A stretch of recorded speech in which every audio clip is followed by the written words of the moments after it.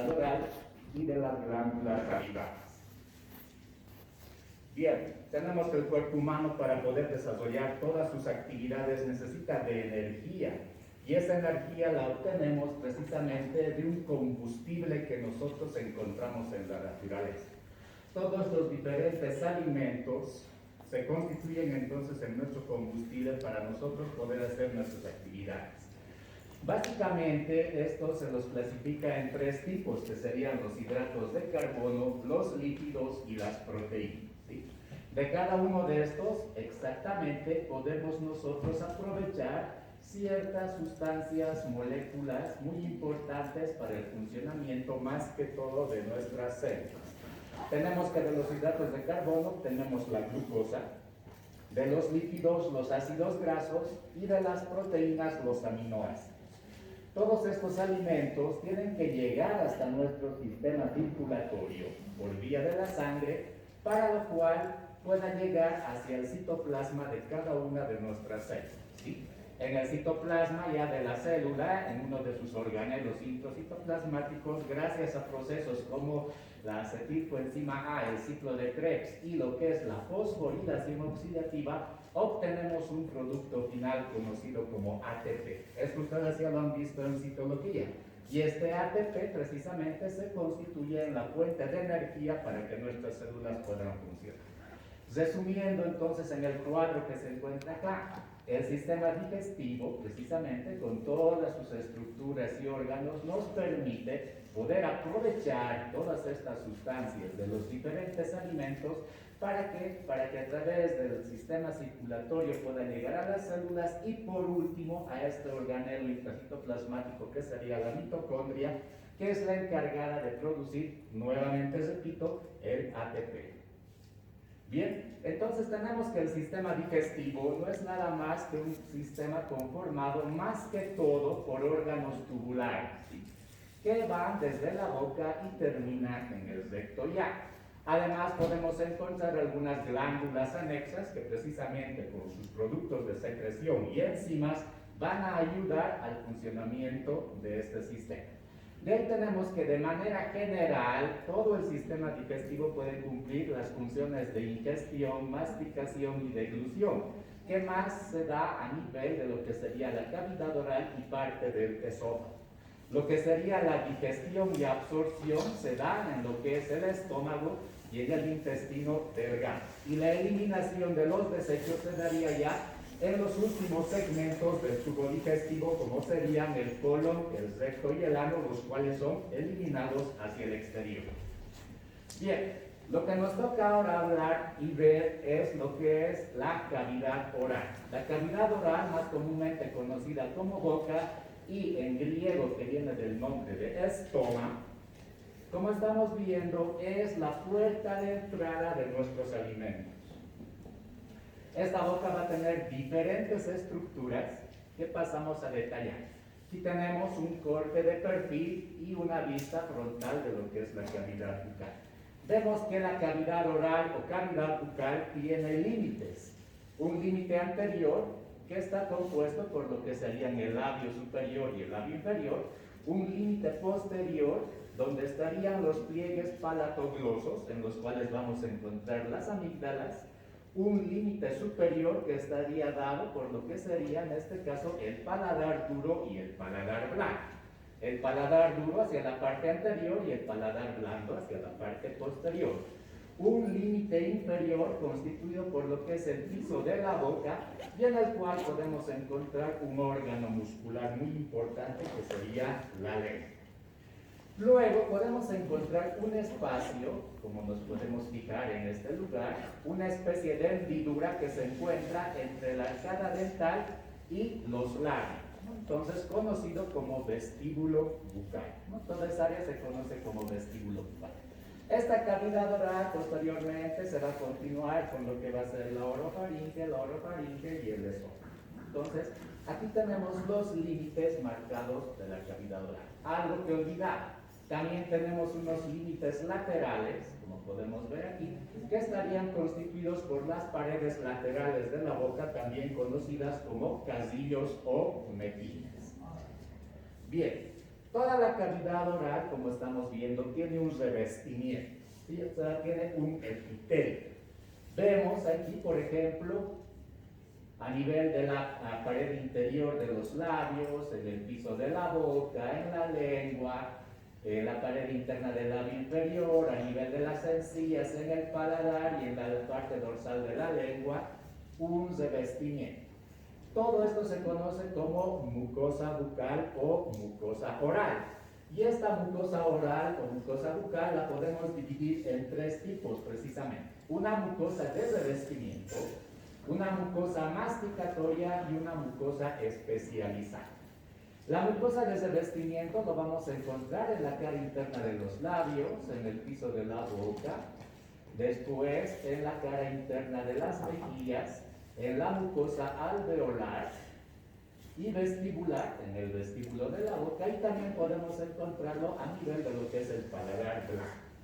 La mucosa masticatoria vamos a encontrarlo en este sector, donde está la encía adherida y en el paladar duro de la boca. Y la mucosa especializada solamente vamos a encontrarlo entonces a nivel de la cara dorsal de la lengua. Bien, cada una de estas mucosas, la de revestimiento, masticatoria y especializada, tienen particularidades histológicas. Tenemos aquí una imagen de la mucosa de revestimiento que nos muestra precisamente que tiene un epitelio plano, estratificado, no queratinizado. Bueno, también se lo denomina un epitelio escamoso, estratificado, no queratinizado. Por debajo vamos a encontrar un tejido conectivo con fibras de colágeno denso y regular y algunas partes que nos muestran un tejido conectivo y regular y también de tipo laxo. La mucosa masticatoria, a diferencia de esta, ya vemos que nos presenta un epitelio escamoso o plano estratificado que puede ser paraqueratinizado en algunas áreas o totalmente queratinizado en otras. ¿Cuál es la diferencia entre si es paraqueratinizado o queratinizado histológicamente? Vemos que la última capa ya presenta ahí la capa córnea con presencia de queratina. En el epitelio paraqueratinizado, esta capa córnea con queratina, aún algunas células pueden presentar núcleos a ese nivel. Mientras que en el queratinizado vemos que no, son células totalmente muertas y que todos sus organelos intracitoplasmáticos y su núcleo ya han sido reemplazados en su totalidad por queratina. Otra diferencia que podemos encontrar entre lo que es el epitelio paraqueratinizado y el queratinizado es a nivel de su capa que se conoce como granulosa. Vemos que en el queratinizado la capa granulosa sí presenta gran cantidad de estas células con sus gránulos de queratoyalina, mientras que en el paraqueratinizado vemos que esta capa granulosa prácticamente no presenta gránulos. Entonces, una forma de poder diferenciar esta mucosa masticatoria que puede ser de estos dos tipos. Por debajo también vamos a encontrar tejido conectivo denso y regular con fibras de colágeno. La mucosa especializada se caracteriza por presentar precisamente un epitelio de revestimiento conformado por unas estructuras especializadas conocidas como papilas gustativas. En el epitelio de estas papilas gustativas vamos a encontrar unos corpúsculos o botones gustativos que nos permiten percibir los diferentes sabores. De ahí que solamente esta mucosa especializada vamos a encontrarlo a nivel del dorso de la lengua. Bien, entre las funciones de la mucosa oral, lo que más podemos destacar es que nos brinda protección, va a proteger los tejidos nobles y profundos que se encuentran especialmente de las fuerzas mecánicas de la masticación. Al momento de masticar puede haber mucha fricción y podemos dañar esa parte, entonces nos ayuda precisamente la mucosa oral a proteger los mismos. Otra nos protege como una barrera orgánica de los diferentes microorganismos que puedan ingresar a la cavidad bucal o que se encuentran presentes en nuestra cavidad bucal. Una función sensitiva. Podemos percibir el tacto, temperatura y dolor. Y más que todo el sentido del gusto que está precisamente en esta mucosa oral y más que todo a nivel de la lengua, ¿sí?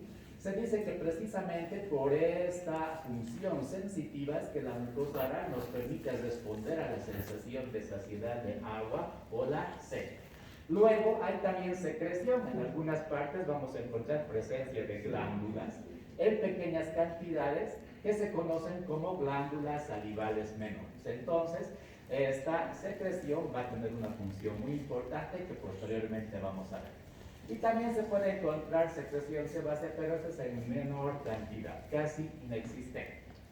Bien, la primera estructura entonces a ver histológicamente va a ser los labios, que nos permite como una especie de cierre a la cavidad oral, que solamente se apertura para el momento de la ingestión de alimentos.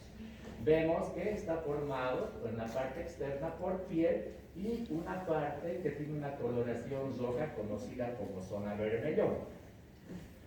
Aquí vemos un corte de perfil del labio que nos permite ver precisamente la parte externa conformada por piel, ¿no? Un epitelio plano, estratificado, queratinizado, con presencia de folículos pilosos, glándulas sudoríparas y glándulas sebáceas.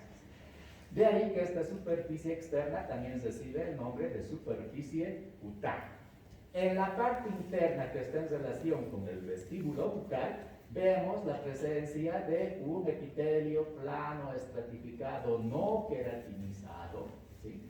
Con presencia a nivel de su lámina propia de tejido conectivo con glándulas salivales menores, ¿sí?